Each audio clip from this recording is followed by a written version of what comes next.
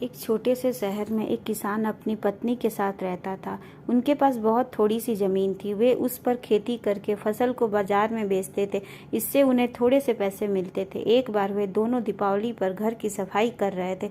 तभी उनको लकड़ी के एक पुराने डिब्बे के पीछे से चांदी का एक सिक्का मिला।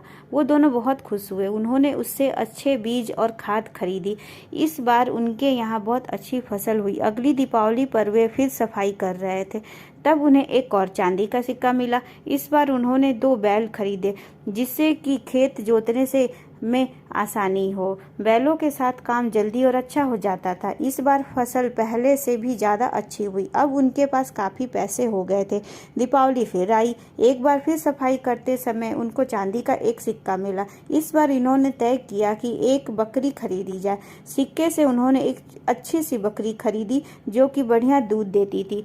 अब वे खुशी रहते थे। खेती अच्छी होती थी। धीरे धीरे उन्होंने कुछ और ज़मीन भी खरीद ली थी। उनके पास बैल थे खेत जोतने के लिए। अब बकरी भी थी जो दूध देती थी। दीपावली फिर आई। सफाई करते समय एक बार फिर उन्हें चांदी का एक और सिक्का मिला और इस बार उन्होंने उस सिक्के से एक बिल्ली खरीदी, एक सुंदर सी सफ़ेद बिल्ली। किसान की पत्नी बिल्ली को बहुत प्यार करती थी और रोज उसे दूध पिलाती थी। बिल्ली झट से सारा दूध पी जाती थी। इसी तरह एक का एक साल निकल गया। दीपावली फिर से आई। एक बार फिर उन दोनों ने सफाई की और उन्हें फिर से मिला चांदी का एक सिक्का। उनके पास अब बहुत से पैसे थे। किसी चीज़ की कोई कमी नहीं थी। उनका एक सुंदर घर था। उनके पास बैल थे, एक बकरी थी, एक सुंदर बिल्ली भी थी। उन्होंने निश्चय किया कि इस सिक्के से वे अपने घर के बगीचे में कांच का एक पुल बनवाएंगे।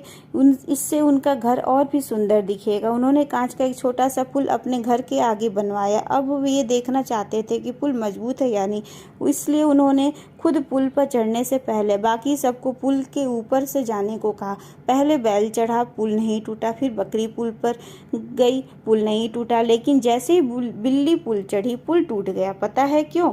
क्योंकि वह रोज खुशी खुशी दूध पीती थी और रोज दूध पीते हैं वो सबसे ज़्यादा ताकतवर होते हैं, सबसे ज़्यादा मजबूत होते हैं। सुनने के लिए मेरे चैनल को सब्सक्राइब करें और लाइक करें और शेयर करें और कमेंट बॉक्स में ज़रूर बताएं कि आपको ये कहानी कैसी लगी। धन्यवाद।